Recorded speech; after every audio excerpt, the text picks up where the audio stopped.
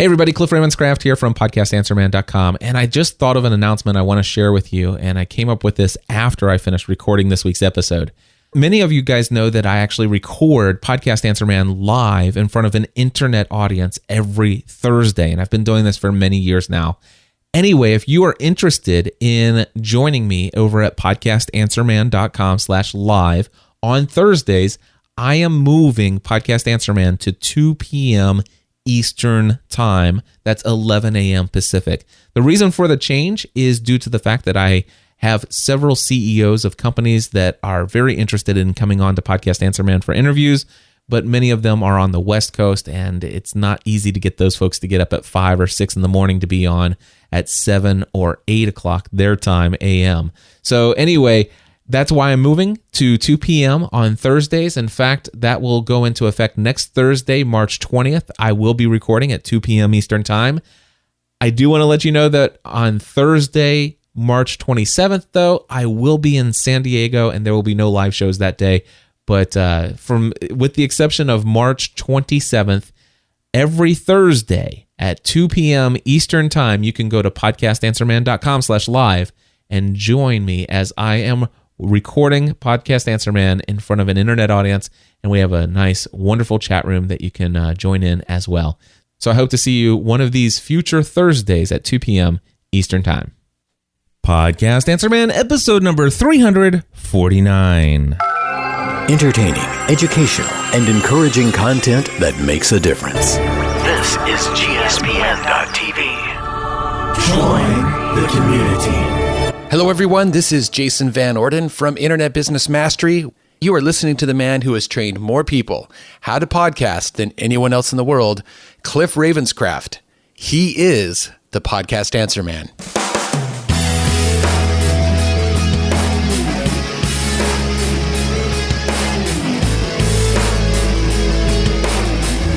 Well, hello everyone, and welcome back to another episode of the Podcast Answer Man. My name is Cliff Ravenscraft, and this, my friends, is the podcast devoted to taking your message, your business, and your life to the next level.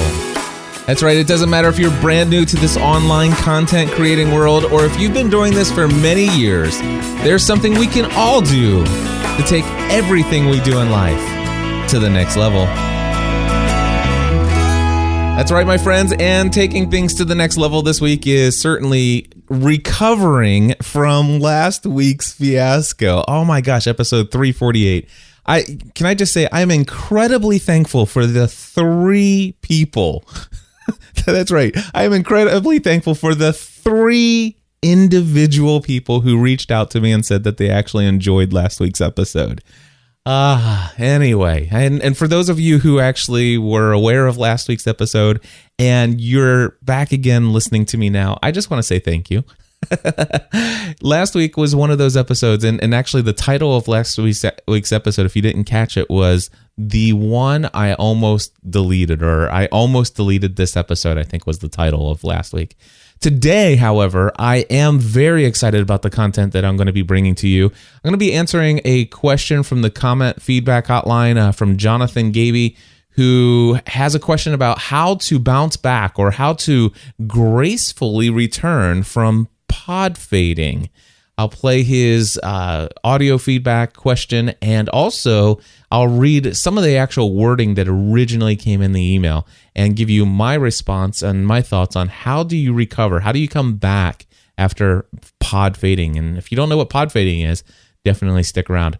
Also in this episode, I am going to give you a review of a new piece of technology that I have been playing around with. If you love gadgets like I do, and I know many of you do, I'm going to give you my review of the DropCam Pro Wi-Fi camera. I am absolutely in love with this little tiny gadget, and we'll see if it still lasts after 2 weeks, because it's got that new shiny new object syndrome that I've got going on, but I am absolutely loving it. I will talk all about the DropCam Pro and share my thoughts with you on that in this episode. And also, I'm going to talk about another topic that has been brought up at least twice before, and it's how do you handle people who leave you hateful feedback? Now, this is not in response to last week's episode by any stretch of the imagination. I have not received any negative feedback yet about episode number 348. Although I will tell you that a lot of my quote-unquote anxiety about putting out last week's episode is a result of a lot of critical feedback in the past. And I'll talk a little bit about that, but it's what I'm going to do is I'm going to share it. The reason why it's come up as a topic in this week's episode is I was listening to Jillian Michaels' podcast this week, and she actually had a episode titled Haters Gonna Hate. And I'm going to play a 7.5-minute montage of that episode from Jillian Michaels' podcast and then give some commentary on it afterwards. So that, my friends, is what's going to be included in this episode of Podcast Answer Man. If any of that sounds interesting to you, then stick around. And before we get started with our first topic, I'd like to play a little promo for my Podcasting A to Z course. Are you thinking of launching your own podcast and don't know where to start? You could have your own high-quality podcast online in just under 4 weeks, even if you have absolutely no technical knowledge about how podcasting works. Intrigued? Since 2006, Cliff Ravenscraft, a podcast answer man, has trained thousands of people on how to launch a successful podcast. Cliff has coached top-ranked podcasters such as Pat Flynn, Michael Hyatt, Michael Stelzner, Dan Miller, John Lee Dumas, and the list goes on. Podcasting A to Z is a 4-week group training course that leads you step by step through the setup of your very own podcast. Not just the technical side, but also the mindset that goes into creating a successful show as well. One thing is certain. At the end of 4 weeks, you will have experienced one of the best investments you can make in taking your message to the next level. To learn more details about the course, head to podcastinga2z.com. Podcastinga2z.com.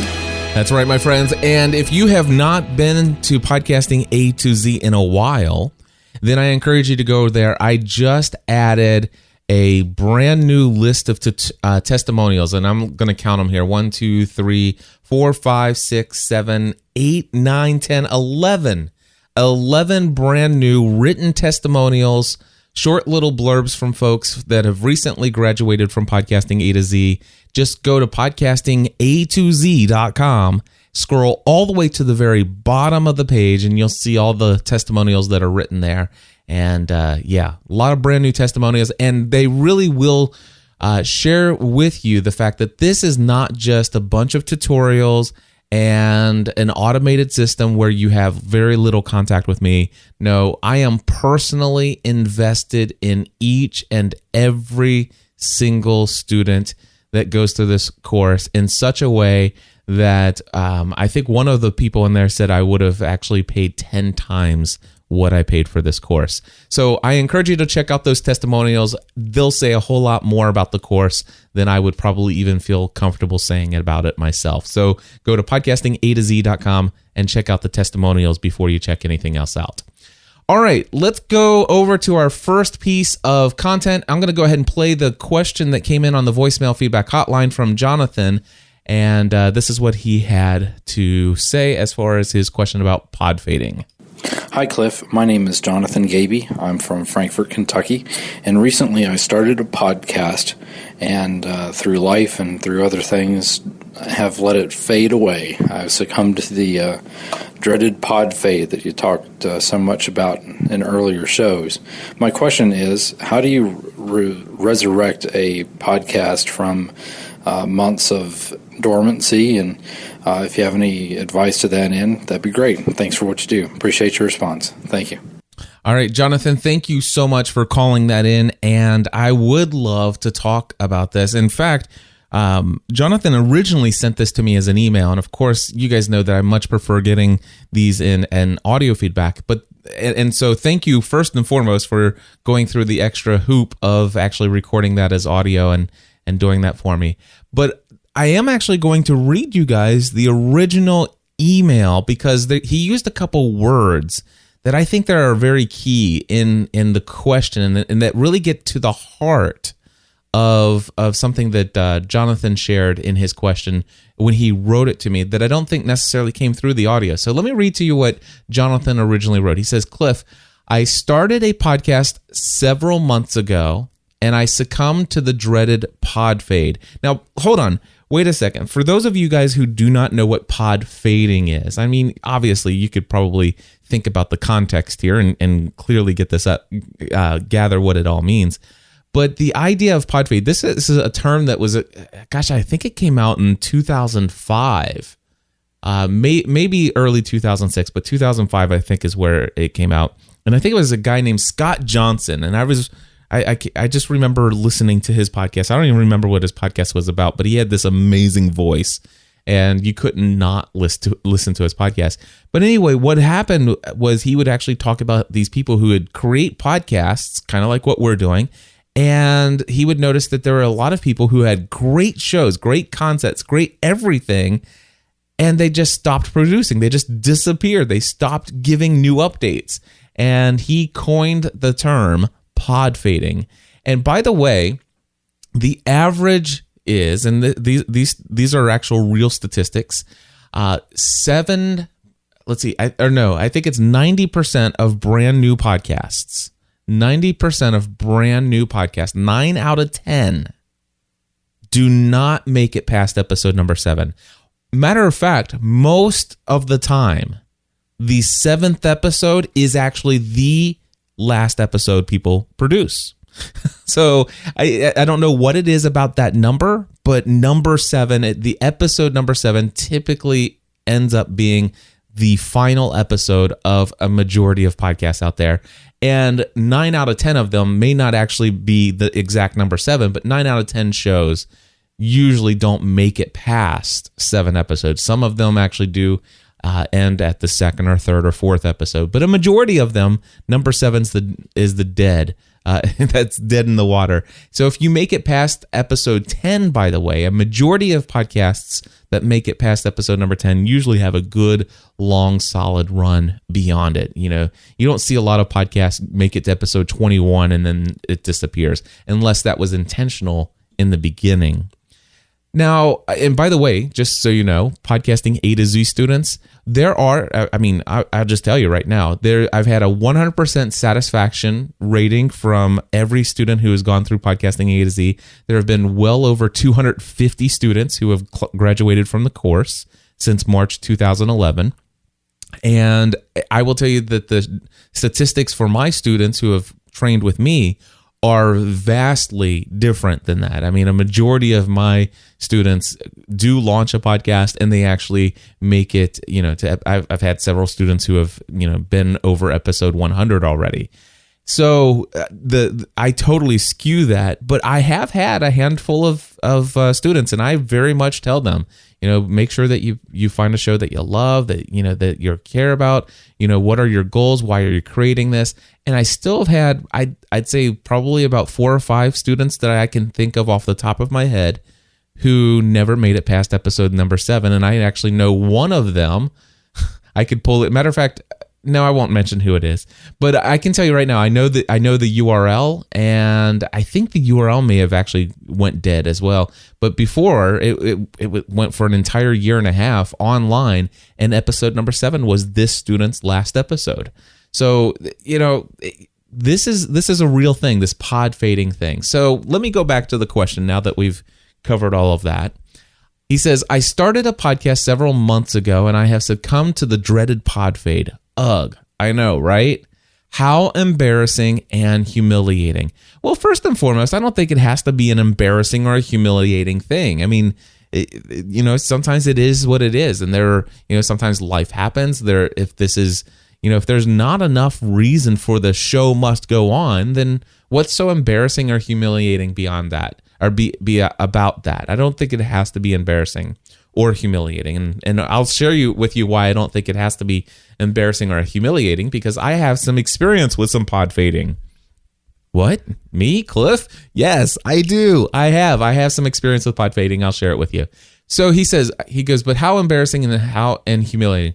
So and this is how he asked the question in the email. So how does one gracefully and with mucho class recover and restart the podcast?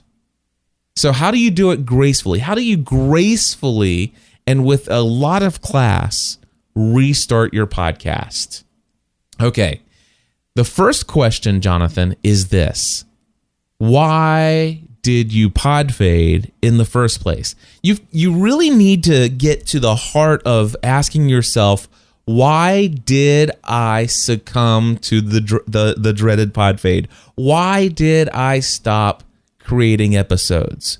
Was it a life event? Was there some kind of tragedy and crisis that came up that kept you from producing for a while? Well, then you just move on. But is there something else?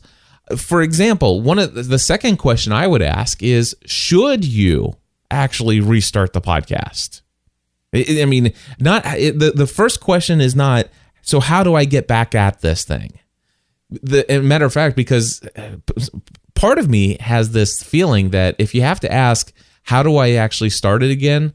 You're actually wondering, should I start it again? Because I mean, for me, we'll just get back at it. And I'll talk about that in just a moment. If this is what you are sure you want to do, I will give you some tips about how to gracefully and with much class, in my opinion, get back into producing the show. But the fact that you're asking the question, I'm going to ask you, number one, why did you podfade in the first place? And the second question is, should you even restart the show with the same topic and with the same target audience? Was this the right show for you? Was this the right content? Was this the right name of the show? Was it the right branding? Do you feel boxed in?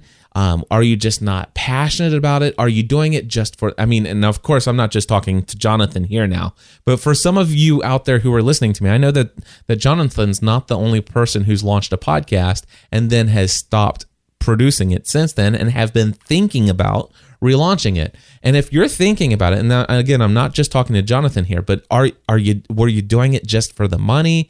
Were you doing it just for yourself? What was the motivation behind the podcast? And is the motivation still there? And is the motivation that you have for that show with that topic and with that target audience, is it enough to sustain you in the long haul without doing another podfade? Because there is something that can be said for how embarrassing and humiliating it would be to start and be excited and then stop, and then come back and start and be excited and stop, and start and be excited and stop. That there comes a point in time where you can wear down your influence or effectiveness in building a personal brand, if that's what your goal and motivation and desire is. You can wear things down. And so the first question is, why did you podcast in the first place? The second question is, should you even restart the show with the same topic or the same target audience? Or the third question, should you actually, and so that's the question. You might want to consider maybe a different approach. You may want to consider a different topic, a different audience, a different something that there's just no way you can actually imagine a week going by without actually even producing a show. Or you can't imagine going an entire month without producing a show. Sure, life crisis may happen. You may have some kind of business trip or something like that keeps you away from it for a week or two, or even 3 weeks. But man, if it's been a month, then all of a sudden you feel like there's something missing in your life because you have not created a podcast episode about that content and for that audience. See, that's the kind of gut passion that will keep you creating content. That's the kind of gut passion, by the way, that gets you beyond an episode 348. Those of you who listened last week, you know exactly what I'm talking about. So that's the first question. The second question, the third question is, should I okay, let's just assume that there was a good reason for your pod fading, or maybe even a silly reason, but you're committed that you're not going to let it happen again. The second question, let's just say that you say, yes, I know it's the right topic. I know it's the right audience. I just, it was silly, but I'm committed, and in my gut, I know this is the right thing. So let's just assume those are the answers to the question. So the third question is, should you pick up where you left off, or should you start from scratch? And those are two different options. So how do you recover? How do you gracefully get back into the production of the show? You have two different options, I believe. Maybe there's more that I'm not thinking of, but off the top of my head, there are two options. You could completely erase everything that's out there right now, delete all prior episodes, and relaunch your show with all that you've learned, and maybe start taking your show in a different direction, on a different vibe, or taking everything and just relaunching with great gusto with a brand new episode 001. By the way, I did this once. If you were to go to helpigotamac.com, I produced this podcast for 180 weeks with my great friend Chris Biting. We ended the show on March 1st, 2012. However, this podcast started several years before that. And we did 180 episodes. Now, if you go back in the archives and you are able to find episode 001 and you were to listen to it, guess what?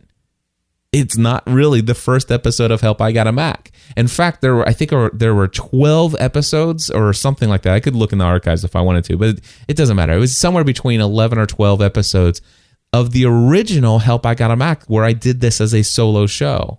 And I ended up getting so negative. In fact, I was a Windows user who was converting over to the Mac. And I became a Mac hater. But I had already purchased this Mac laptop, and I found myself hating it and hating it. I loved it for 2 weeks, and then I hated it for months. And after about 10 or 11 episodes, somebody connected me, a great friend of mine connected me with Chris Biting. Chris really helped me understand about a couple different things about what's great about the Mac, and slowly helped answer some of the questions that I had. And he came on, actually, I think he was on like episode number 11 or episode number 12. And it went so well that I just said, hey, would you be interested in doing the show with me as my co-host? And he said, sure. And I made the decision. Now, of course, I wasn't returning from a Podfade, but right then and there, I decided, you know what? I don't even want those other episodes in the archives. Matter of fact, there's nobody out there that can even access those. I have those original copies, but nowhere else on the internet. And of course, there could be the people who originally subscribed back when that first started, and they may have those original episodes somewhere on their hard drive that you could maybe get on, buy on. They could probably be sold on eBay or something. But anyway, the deal here is that I decided I wanted to relaunch. I wanted to start over with a positive angle on this. And by the way, today I am a total Mac snob. I used to hate Apple fanboys. I used to hate, I know the word hate is strong, but I really did hate them. I hated their snobbing. They just seemed so uppity. They just seemed so arrogant. They were just horrible people. And I'm proud to say I'm one of them now. I am. You could not, okay, I've had a couple of people who have hired me, and I've actually touched their Windows PC computers and helped them with their Windows systems. It's not that bad. But here's the thing. I've become a Mac fan, and I wanted to actually approach it from a completely different angle.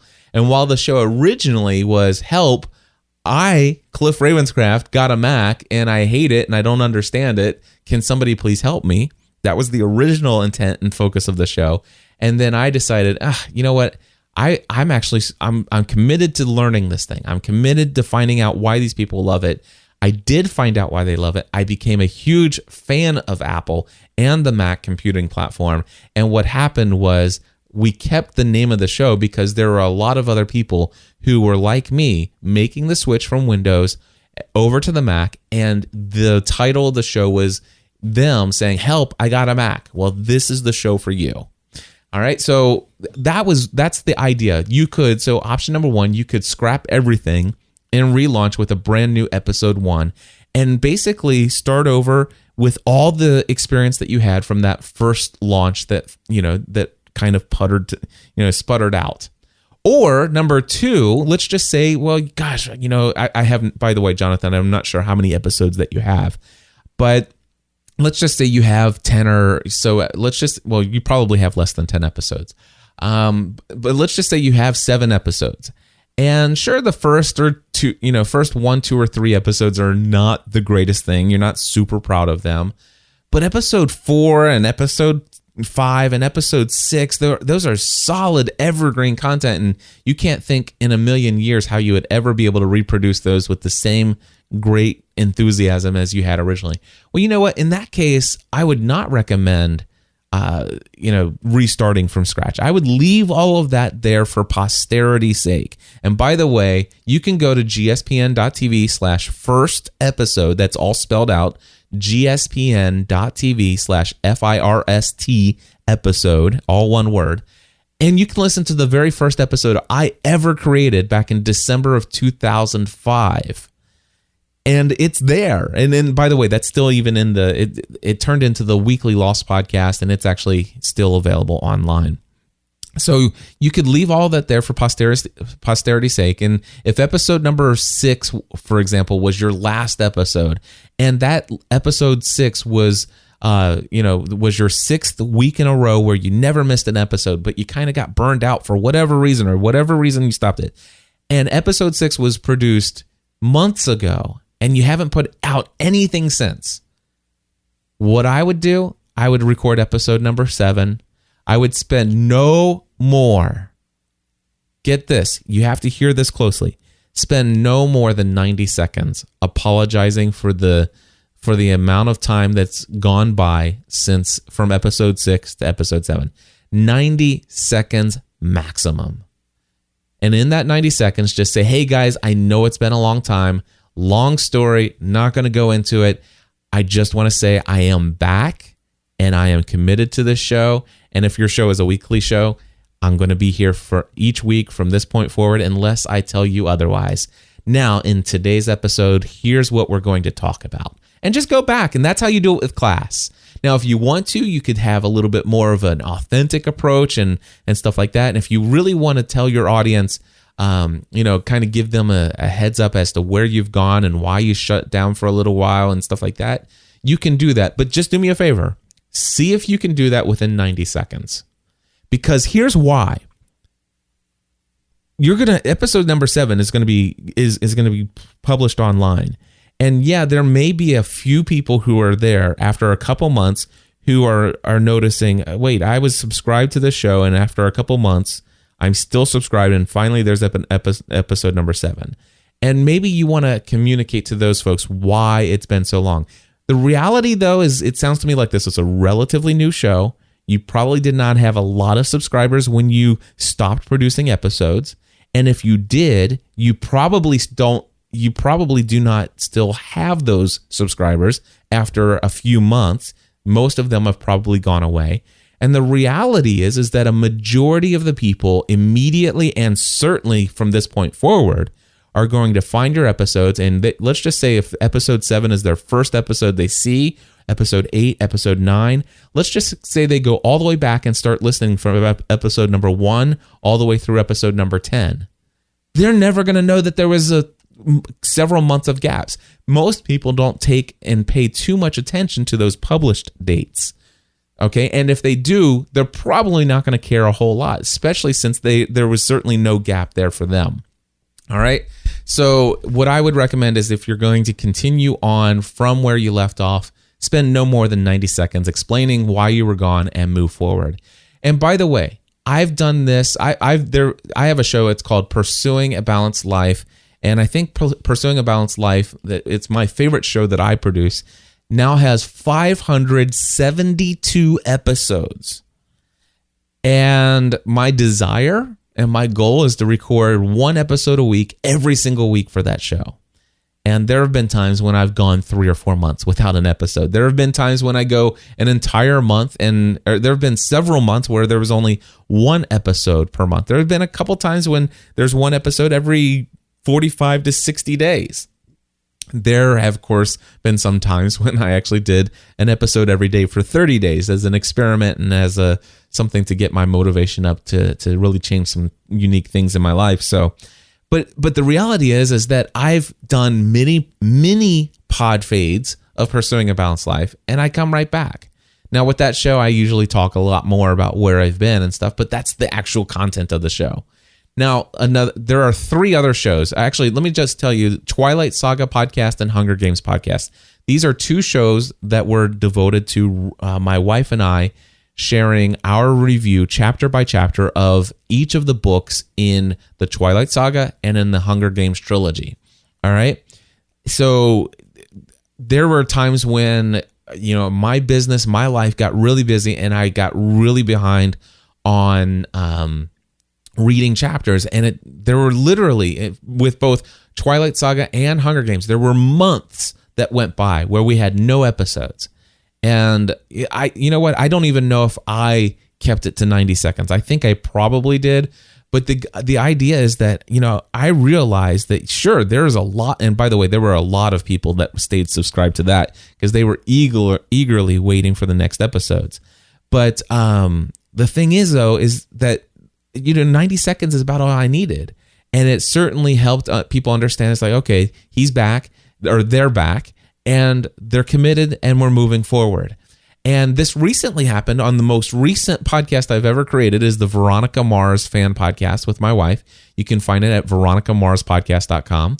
We were halfway through season 1. We were doing episode by episode, and I just lost interest and got busy. And we went months without an episode. And then all of a sudden, I started watching the show again with Stephanie, and we weren't sure if we were going to podcast about it or not anymore. And we watched a couple episodes. I think we did 6 episodes. And we came down into the studio and real quickly said, hey, guys, so sorry. It's been crazy. I thought that I could become a fan and understand what it is you all love about the show. I'm not sure I am a fan. Stephanie is. But anyway, I'm back to watching it. And here's the deal. We've watched 6 episodes. And if you have not watched all of these episodes, then come back after you have, because that's what we're talking about in this episode. And we did, we very briefly talked about a total of 6 episodes. And then we came back with another podcast the next week, and it was 6 more episodes. And guess what? Season 2, the entire season 2 is going to be 1 episode. And season 3 is probably going to be 1 episode. You just got to go with the flow. Go with it, but just don't spend a ton of time, spending too much time explaining why you've been gone. Either restart the whole thing over, or just go where you left off with a 90-second explanation and move forward. Those are my thoughts. But again, you really want to ask yourself, why did you Podfade in the first place? Do you really want to start the show, the same show, same topic, same target audience? And then if you do, move on from there. I hope that helps you, Jonathan. Those are my thoughts off the top of my head. And now I want to tell you guys about my DropCam Pro. You guys can head over to dropcam.com. And you know what? I didn't even set up an affiliate link. If anybody wants to buy a DropCam, I bought mine off of Amazon, by the way. And if you go to, I think it's gspn.tv/Amazon link. gspn.tv/Amazon link, all one word. And that is my affiliate link for Amazon. And anything that you purchase within 24 hours of typing that into your browser, I will get commission on. But that's only if you want to. But DropCam, it's one word, is DropCam, and then Pro. And I'm looking here, it's $199.99. And I have a list of things that I want to tell you about it. First of all, it is a Wi-Fi camera.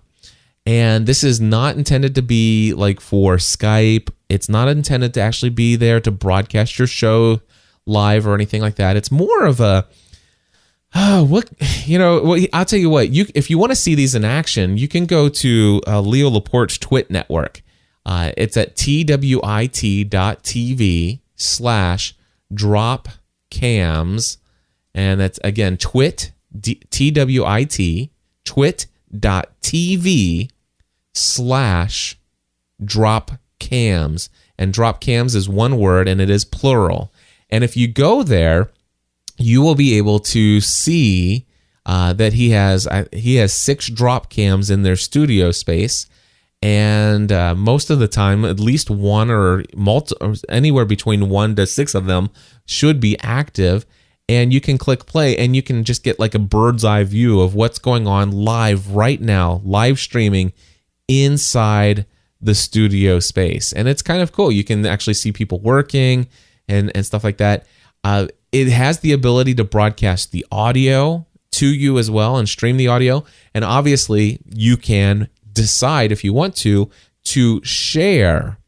Somebody's saying it's .tv. So it's not twit.com. It is definitely twit.tv/dropcams. But anyway, so the idea here is this is not necessarily for broadcasting live, but it is about allowing somebody to see a live stream of what's happening in a space. A great use for something like this for me might be, let's just say I'm having a live party, a live meetup or a live get together. And, I don't necessarily want to put it on, well, of course, probably for me, I would put it on Ustream and I would set up a camera to broadcast out on Ustream and set up, good audio synced with everything. But, in that event, I could just put a DropCam up and let people kind of just see what's happening as people are mingling and stuff like that. But, it's just it's a way for you to have the ability, if you want, you can embed that on a web page and share the live stream of what's going on in whatever space that you happen to have the camera in. Right now, by the way, my DropCam is not shared via the web. It's only to myself privately. But as soon as you plug it in, and by the way, it is a 2-minute setup is all it takes. So I purchased the DropCam Pro, and there is a DropCam without the Pro, and it's I think $50 cheaper. It's worth it to have the extra $50 for the Pro. It's a better image, better everything. You can read all the difference on the website if you want. But right now, mine is actually sitting in my living room looking out my front window. And I actually have it pulled up here on my Android tablet because I never use my Android tablet. And what I can do is I can easily see a live stream of what's going on in my driveway. So right now I'm looking, I see that all of our cars are in the driveway, which means my wife is here. And I have a good view of the entire street in front of my house. I have a full view of my driveway, and I even have a great view of the stairs and my sidewalk leading up to the front door. Now, what could be cool is, let's just say I'm working. I work from home. All right, this is my business. This is what I do for a living. And there are some times when I might order a package that I have to sign for. Now, the doorbell is upstairs and in the hallway at the other side of the house. So it's not very, I don't often hear the doorbell. So if all of a sudden I'm waiting on a delivery, I have to open my door and I have to kind of always constantly be listening for if somebody's at the door. Well, with my DropCam, I can easily see right there. It's matter of fact, I put it in my peripheral vision, and so if all of a sudden something changes or shifts in the image, I look down. It's like, oh, yep, that's the FedEx guy, and I see him pull up to the house, and I can actually see him walking up to the door, and boom, I can go out there and sign for the package. That's just one example of something that it's good for. It could be used for security purposes or whatever. I think that you could probably think about the creative ways that you could use a DropCam Pro if you're a gadget person like me and you're looking for ways to justify the purchase.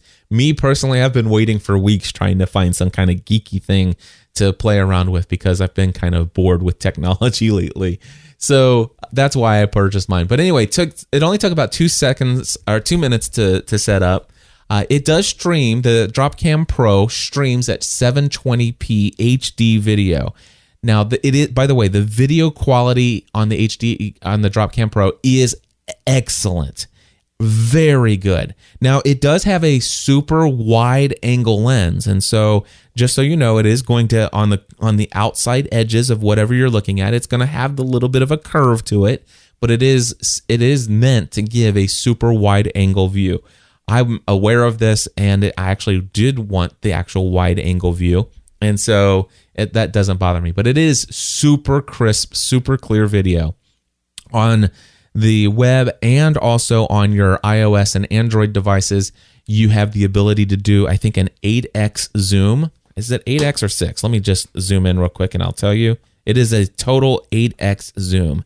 And they actually have the ability to do, you can be zoomed in, and there's an enhance button. I think, I don't know if it's on all the platforms, but it's certainly on the web, there's an enhance button, and it can be zoomed in, and it'll usually get that grainy, blurry thing.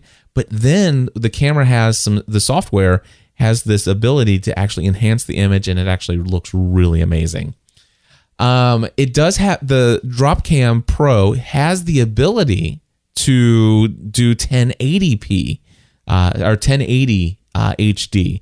Now, of course, the streaming service, they only use 720p, but they said they, if they do switch to 1080 streams in the future, the DropCam Pro will be able to do that. The regular DropCam will not.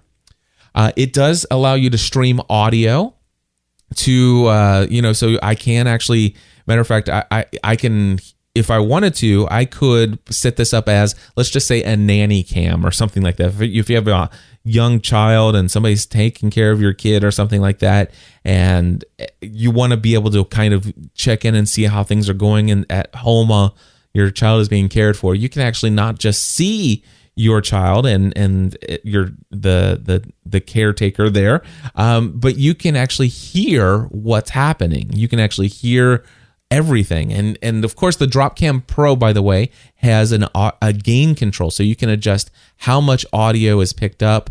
Whereas I think the original version, it was gained up really high, and you hear tons of static, and you can adjust that on the DropCam Pro, which is really cool.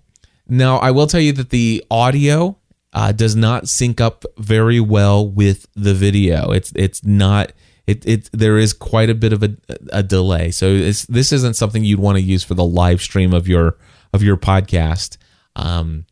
That's not really the main purpose of this thing. So you could, by the way, record your audio personally and then do the video, and then you can manually go in and make it sync with your audio that you've recorded, I suppose, if you wanted to. But anyway, that it does actually give you the ability to hear what's going on, and it's really cool. I can see myself, kind of on a business trip and being able to communicate back and forth. Of course, why wouldn't I use Skype? But anyway, the feature's there. And the reason why I say communicate back and forth is there is the ability, if I want to, I can press a button and I can speak to the person that's in the room with the camera. And the reason why is because there's a speaker on the DropCam. And so you can, communicate two ways. So for example, if all of a sudden the FedEx guy just rang the doorbell and you're going to be a minute before you can get to the door, you can actually push the talk button. Let's just say if the DropCam was outside where the FedEx guy could see it, you could press the button and say, "Hey, I'm going to be right there." And then all of a sudden you'll be able to hear him say, "Oh, okay, I'll wait." So kind of cool.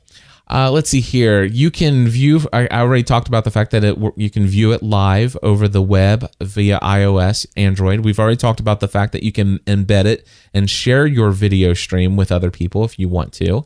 Doesn't seem to be that there's any kind of maximum number of people, because Twit obviously has, this on their page, and I'm sure that they have lots of multiple streams at the same time. What else do I have here? It comes with a 14-day free trial. 14-day free trial to their CVR programming or software, which is their, you've heard of a DVR, a digital video recorder. Well, this is their CVR, which is the cloud video recorder. And it comes for 14 days. You get their 7 days of recording package, which for $9.99 per month or $99 a year, it will record everything and store it for 7 days. And of course, once something becomes 7 days old, on the 8th day, the first day falls off and it's recording, it's always got the last 7 days, everything that's happened. And it's kind of cool. And the other thing that it does is it actually recognizes when activities happen. For example, right now mine's looking out at the street. There's no cars, nothing's moving, nothing's changing. However, if a car drives by on the street in front of my house, it will recognize that as an activity. And even though it's recording everything, it'll put a little marker there.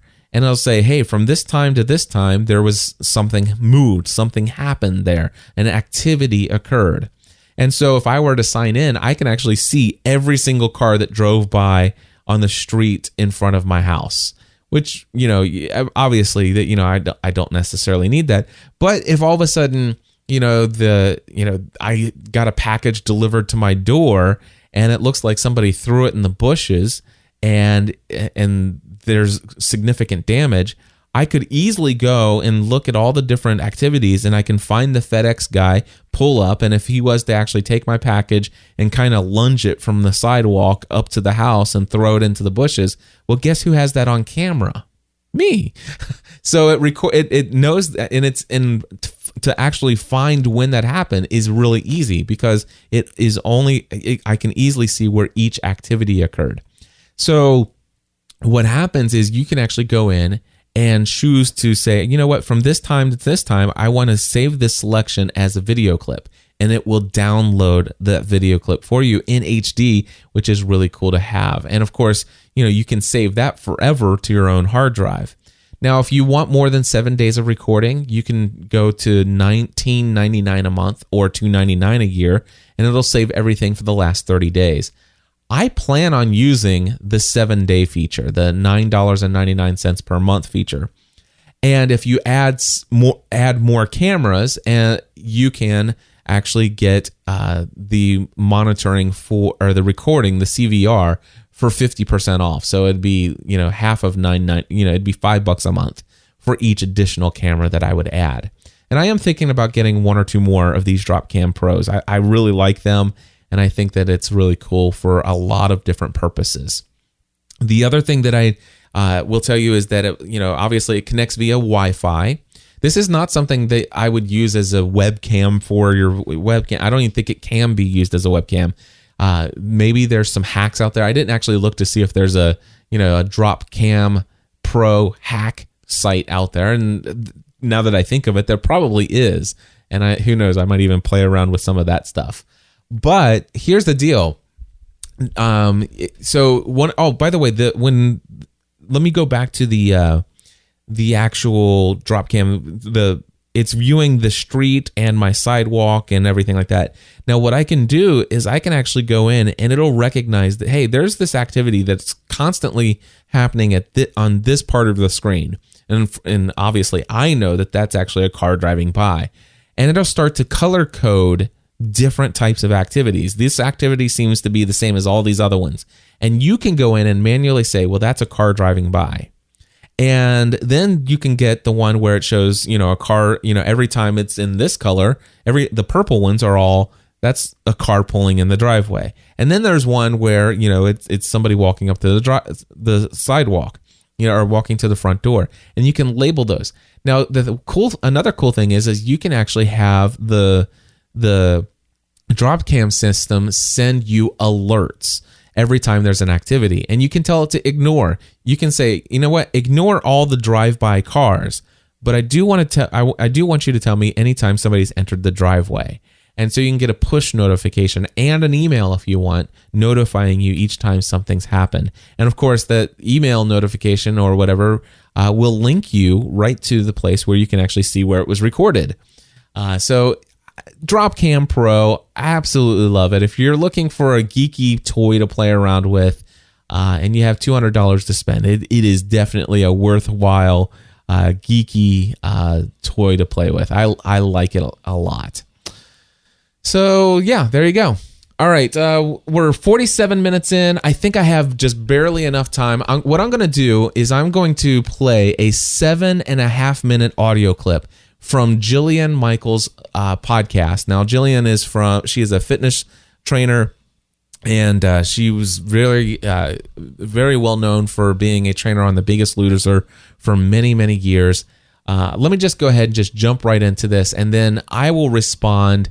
I'm going to take notes as I'm listening, and then I will respond with some of my thoughts afterwards. But here's 7.5 minutes on Jillian Michaels and her co-host Janice, which, by the way, Janice does kind of annoy me, but I still listen to Jillian's show. I really like Jillian's show whenever I get a chance to have some free time to listen to her.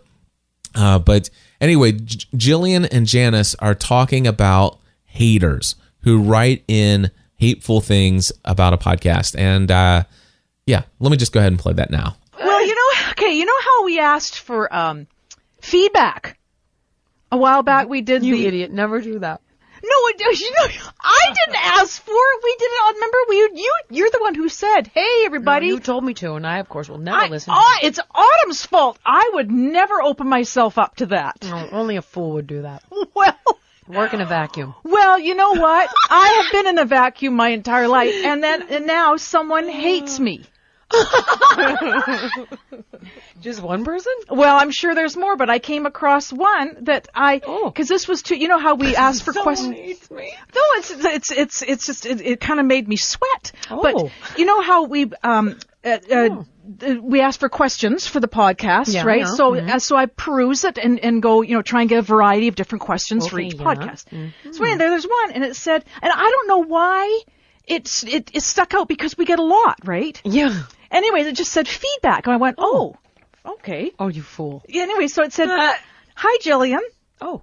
I heard on your podcast today you asked for feedback. I filled out the survey on one podcast, but it was just about how we listen, not show feedback. Oh, interesting. So then she talked about, a lot about what she likes about the show. She loves you and what you do. And then it said, she does. It came to this paragraph and said, okay, now I don't fire me because I'm telling you this. I was already planning on doing that, so this is... Did you not tell her this is her last show? No. Is this my last show? Well, then I'm going to go for broke. It says, this is from Anne. She says, I don't know how to say this in a gentle and respectful way. Oh. But the bottom line is, this just makes me cry. I'm sick of Janice interfering with your greatness. I agree. It seems like she has a mad crush on you. Oh. She's constantly teasing you, flirting with you, and egging you on. Maybe she should do that on her own time, but this is our time with you. Whoa. She eggs you on because she knows your triggers and how to set you off and get a rise out of you. She is desperate, lonely, and it's uncomfortable to listen to her relentless flirting and attention getting from you. Oh, my God. Does Heidi hear this thing she says? Let's get Heidi on the phone. It's been getting worse. It's been getting worse since you were on tour. Oh. I think she's bringing you down and distracting you. I like your friendship, but she needs to rein it in and get her own therapy. For example, when you start a wonderful segment, I'm so interested. It goes on? Yep. Oh, yeah. And then by the time she's through with you, you are too irritated to tell what you've prepared. I'm bummed because I've missed your greatness. Wow. My heart goes out to her, but she needs to get some professionalism. I hope she doesn't read this email and delete this. Okay, let me see it. What's her name? Anne. Okay, Anne. Let me be very clear. But she loves you. No, hold on. I just want to address her seriously. Okay. I'm going to address her seriously.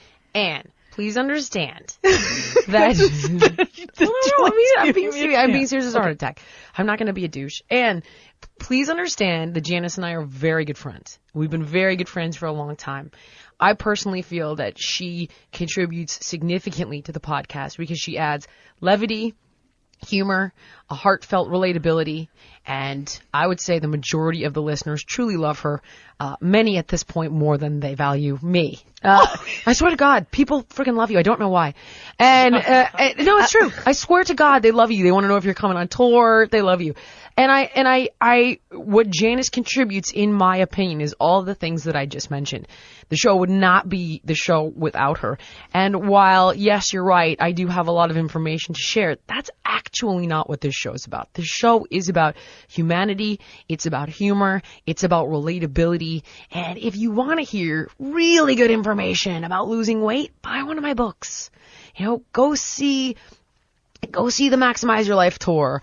Go and do one of my DVD workouts. But this show is really just me cutting loose, being me, hanging out with friends, and showing you who I am as a person.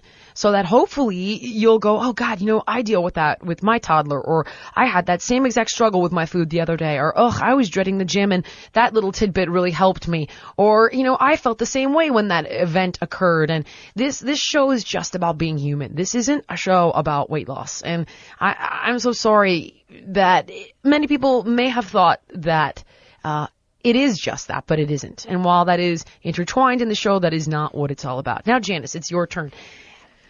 Haters, congratulations on one of your first haters. And you got to understand, dude, there's a big difference between an opinion and a projection.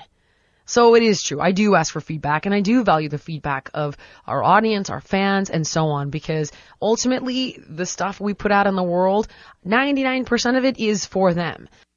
Dear. Anyway, are you want to read some of mine? Here, I pulled up some. No, but doesn't when you get, I get them all the time. Here's one. I'm going on iTunes to get these reviews. Gross. I heard this show was pretty good, so I log on and listen to the most recent episode, only to hear some lady eating almonds, slurping, spitting, and burping. I am done with this podcast. Okay, wait. Here's another one. Tisk tisk. This is all this one says. And unsubscribe! Exclamation, exclamation, exclamation. Okay, this one just says 1 star. I'm sure she's a great motivator, but after listening to Going Vegan, that segment is wrought with lack of data and misinformation. Buyer beware!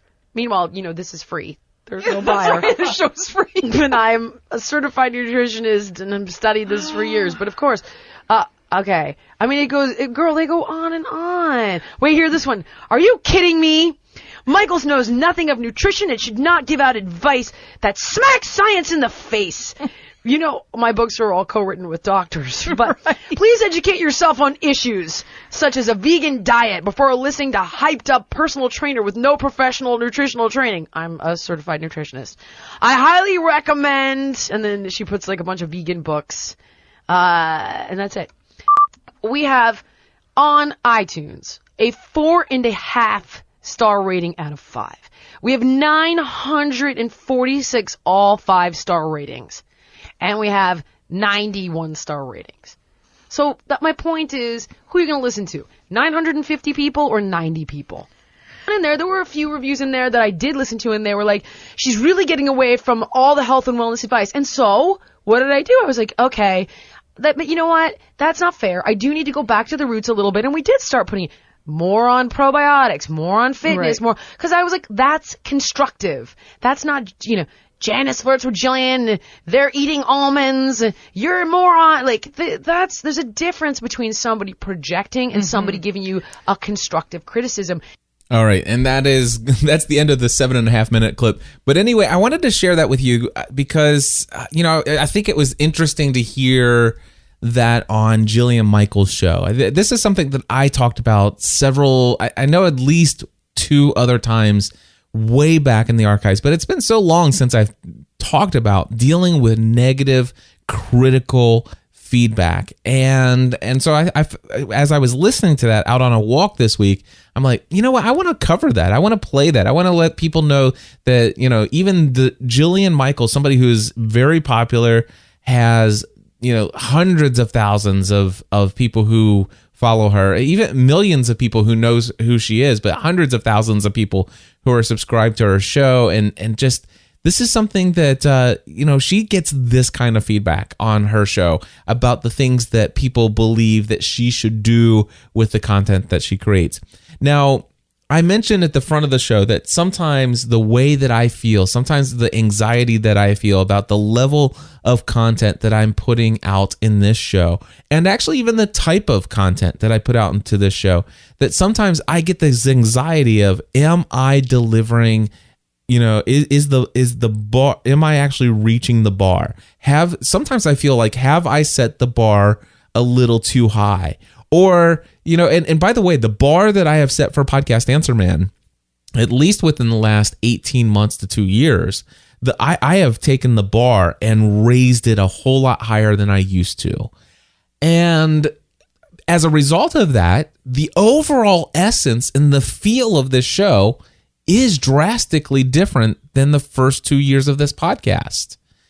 I'm not saying that's a bad thing, but it is something it's something that's interesting.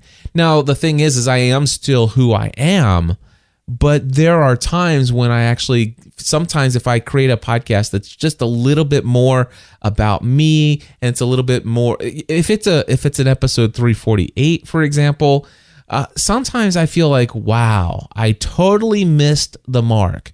But in reality, it's not a whole lot different than what I did that actually got me to where I am today. And so much of how I feel about what is valuable and what is not valuable is oftentimes taken, it's often run through the filter of the feedback that I have received over the years. And one of the things that I will tell you is that most of the time, the feedback that you get are the negative and the critical things. Usually when someone is happy with your content and if they're satisfied, well, then they're satisfied. It's when somebody is dissatisfied that it causes them to want to do something about their dissatisfaction. And somebody who is fulfilled and enjoys your content, completely satisfied, it's not there's not as usually the motivation to jump online and tell that person, hey, I love your content, I don't want you to change a thing. Now, I'm very blessed to actually have received quite a bit of that feedback. But I think a lot of the people who do that, because they know that they recognize that I do get some critical feedback from time to time. When I do, I sometimes bring it up here in the show. And so I do have enough people who do come and really balance out that stuff. But if you're not sharing, those things, then sometimes you can be overwhelmed by the negative things. And I love what Jillian, she says, listen, if you want to learn how to lose weight, buy a book, stuff like that.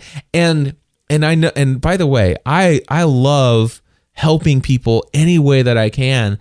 And there have been times, and this kind of goes on and off. I ride a wave of where I am in the spectrum of how I feel about this. There are some times where it's like, man, if you want specific, targeted answers to the questions that you directly face, then sign up for A to Z. Go, but download a digital product and here, do this, do that. And the podcast isn't here just for the technical stuff. In fact, I actually wrote this on my board the other day, and it's been sitting here, and I can't, somebody had said something like this, and then I just wrote on my board, and this is on the whiteboard behind me. It says, my show is not just focused on how to podcast. It's more about what you can do with your podcast. See, for me, and part of it is my brand name, it's like Podcast Answer Man. Well, this is a podcast that must answer everyone's questions, and I kind of backed myself into that. Could I change it? Yes. Do I want to? No, I'm going to stick with Podcast Answer Man. It sticks. And you know what? The overall feel, and that's what I loved about Jillian. Now, please know this. What you heard was 7.5 minutes, and she talked for a good 25, maybe even 30 minutes in this episode, dealt with this. And so you could go and listen to that episode. Just go to look for the Jillian Michaels Show in iTunes and look for the one right around early to mid-March, and you'll see it's called Haters Gonna Hate. And anyway, the thing is though, is that Jillian said, there are sometimes when you get feedback, it's like, wait a second, you know what?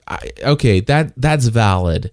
That I do need to get back to the roots a little bit. Let's get back and talking a little bit more about nutrition. Let's talk about probiotics and talk. This is why people know who I am and they want some of that from me. And that's the same thing I do here at Podcast Answer Man.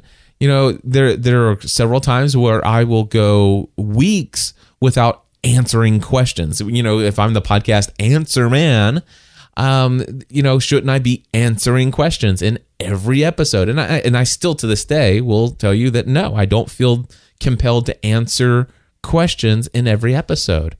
But do I feel like that I need to continually make that a part of the show and include that from time to time? Absolutely. And why do I feel that? Because I know that you guys expect that. And now here's the thing. I love this. She says 99% of the time that, we need to do that because 99% of what we do is for them. 99% of it is for them. And I will tell you that, okay, I'm just going to be a little bit more authentic and tell you that probably at least 85% of what I do is for you guys. Is that wrong? I mean, I could lie and kind of fudge it a little bit and say, okay, let me just be a little bit more authentic. It's probably 95% is for you guys and 5%. But no, I'm going to tell you, Podcast Answer Man, just flat out, it's probably about 85% of what I do on Podcast Answer Man is for you guys. And I hope you guys, it doesn't matter because it's just the truth. But the remaining, and of course, man, I shouldn't do math. Is that 15%? So if you do 100, look at this. There's no way I should edit this out that I just did that math right there. Yeah. The other 15%, 15% of what I do, it's for me. It is for me. It's about my products. It's about making sure that, I'm making a living, that people know about the things that I have going on. So some of it's about my own, some of it's about my ego to keep myself, my self-confidence level going. Some of it's about there's quite a bit about Podcast Answer Man that is about me. And I'm not afraid to admit that. But 85% of this is for you guys. And if 85% of everything that I do with Podcast Answer Man is for you, then I should be listening to you guys, and I should make sure that if you are expecting some technical stuff related to podcasting, I'll include it. And that's what I do. And so I do hear that. But anyways, I love what she said, though. You are going to get haters who will hate you. You're going to get people who don't like the things that you do. They shared some negative feedback, and of course, I just shared some of the things that she shared in the thing there. But I'm gonna share with you something that somebody sent on Twitter to me. I had announced my podcasting A to Z course, and I am going to. I will even say who this person is.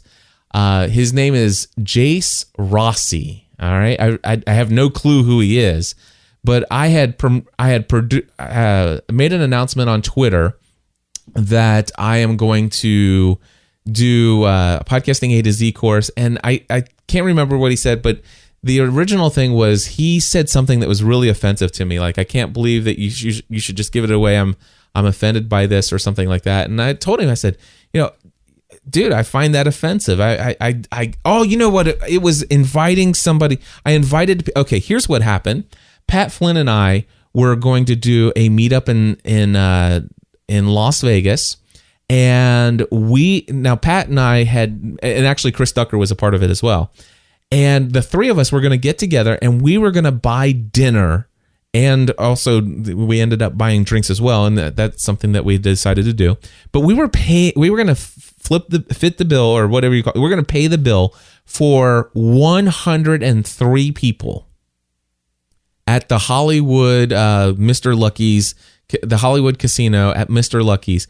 We were going to buy 103 people dinner at this really nice restaurant. And as a result of that, we wanted to make sure that people were committed to coming. We didn't want all these people. We knew we only could do 103 people because of the size of the place. We knew we could only do 103 people, and we knew that we didn't want 70 people to show up, and all of a sudden 30 people had reserved tickets, but those 30 spaces were empty, and there were literally a whole lot more than 103 people who really wanted in. So what we did is we actually charged $5 to RSVP for the dinner. Now, my own personal feeling was that we should tell people right up in the thing, hey, dinner is on us. So why is there the $5 registration fee? The $5 registration fee is just to make sure that everybody is committed to coming. More than likely, if you have to pay $5, you're not going to just sign up even if you have no intention of coming. That was the whole reason for the $5. Now, Pat decided, well, I'd rather give, we'd rather just kind of spring it on them, let them think that they're paying for their dinner. But then we, at the end of the evening, say, hey, everybody, we're back. I preferred to do it the other way and say, hey, dinner's on me. But we did it the way we did. So the Eventbrite page did not communicate that we were paying dinner. But it was a $5 charge to RSVP. Well, anyway, it was actually, the link was, to sign up for the RSVP for the party. And so, in response for that, and he's like, I can't believe just how horrible you are. That you guys would, just try to profit. I can't believe how you try to profit on everything. And he said a couple different things about how, I would try to sell anything to anybody and stuff like that. And I said, well, I'm kind of offended by what you said. If you would have registered to come, you would have realized that we were going to buy your dinner. And so that's what I said. And so this is what Jace, and by the way, I blocked Jace on Twitter because, I just don't want to I just don't want to deal with somebody who would treat somebody this way. But here's what Jace said to me on Twitter, and these were a string of 140 character tweets back at me. He says, at GSPN, you're as bad as the online broadcasters that fake their stats to get sponsors. You're a plague on the podcast world. If you can find that info for free on YouTube, the web, the so-and-so forums that he's a part of, I get that you make money, but don't steal from the less informed.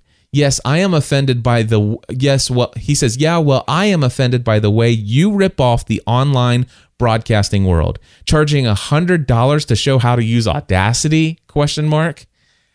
So instead of the $5 for the meetup to cover the dinner, how about you just pay for it, you cheap bastard, as a thank you to the fans? I see so many give back to the fans because they know that without them, they would be nothing. You just find ways to get their money. I am sick of fake ass people like you and Todd so-and-so that use other people for financial gain just because they don't know any better.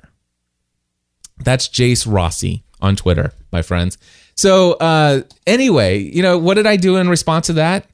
Let me tell you how I handled that. The first thing that he said was very hurtful, very, it affected me emotionally. And I just wrote back and I said, you know what, I'm offended by that statement. And I said, if you would have signed, you would have known that we were going to cover your dinner.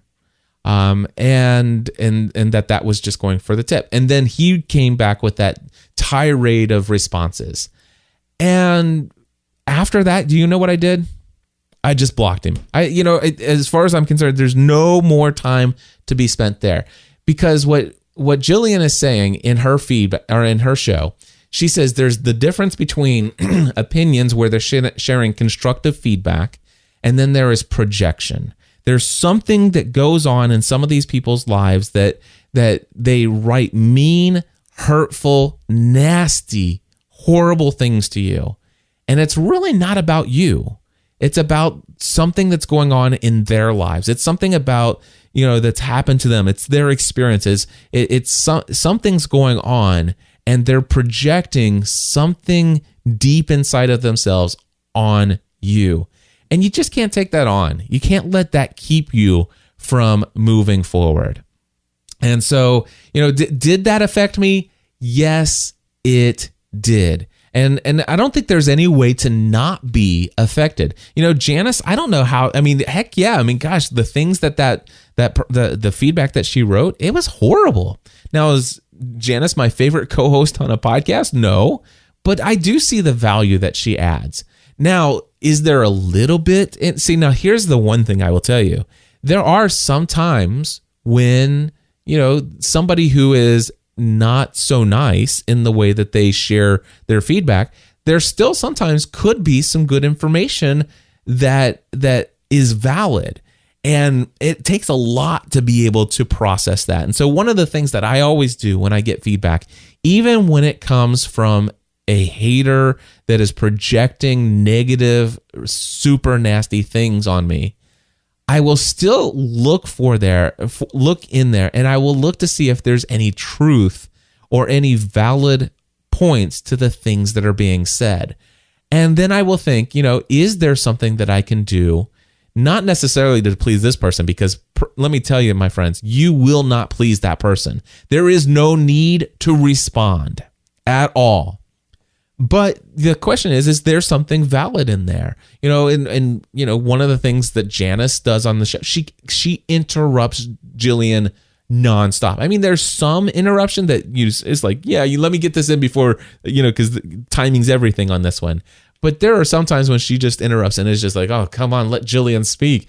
So there were some things that person wrote in that email, but there was also the attack. And the most difficult thing as a podcaster or somebody that's out in the public is to be able to actually distinguish and dissect what is valuable in here that I actually can take and say, there is a lot of that in what I'm doing. And is it possible to extract that without taking on the emotional baggage? Is it possible to extract that and to take your own production to the next level without feeling like you're pandering to somebody else's desires that are not in line with your own? And I think that it is possible, and it's difficult. And with that, I'm going to go ahead and start our music here. And I want to encourage you to, check out another episode of Podcast Answer Man that I did. And I'm going to see if I can find it real quickly. And while I'm doing a search for this, I just want to remind you guys my next session of Podcasting A to Z, where I can extract all kinds of money out of your wallet to teach you things that you could probably learn for free elsewhere. My Podcasting A to Z course is coming up on Monday, April 7th. And let's see here, negative feedback. I'm going to just do that. Of course, it'd be nice if I actually spelled it correctly. Anyway, if you want to sign up for my next course and give me lots of money so that I can take advantage of you, please go to podcastingatoz.com. Again, that's podcastingatoz.com. If you have not yet seen the new tutorials at the very bottom of the page, go to podcastingatoz.com. And just forget about the video at the top. Forget about all the description of everything that is a part of the actual description of the show, or of the course. Scroll to the very bottom and just read all of the testimonials there. And it will, again, as I said earlier, it will tell you more about the course than I would even feel comfortable saying it about it myself. So anyway, I encourage you to check that out. I did find it. Episode number 198. Let's see, is this the right ones? Yeah, let me. I'm just making sure I give you the right episode numbers. Episode number 198. Listen to that one. It's called "Am I Just an Egomaniac? My true motives for podcasting are exposed." If you want to hear some really juicy, hateful, mean, nasty things said about me from my voicemail feedback hotline, that was actually done on March 3rd, 2011, and it's at podcastanswerman.com/198. Also, I did an episode back on April of 2009 titled Handling Critical Feedback. Now, handling critical feedback, I actually gave some different advice there about how you can try to make an attempt to win some people over. And there are some times that I have done that. And so I encourage you to go to, that's actually at podcastanswerman.com/critical feedback. I'll have all of this in the show notes. Yeah, and you know what? I did an episode in 2007 on the topic, but that one's so old, I'm not even going to send you there. So podcastanswerman.com/198 and podcastanswerman.com/critical feedback. And earlier I said that my Amazon link was gspn.com. It's not. It's gspn.tv/Amazon link. God bless you all. Until next time, I encourage you to take everything you do to the next level.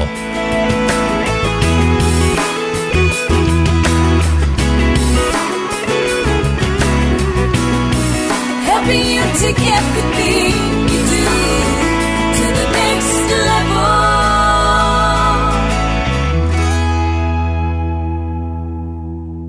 Podcast Answer Man.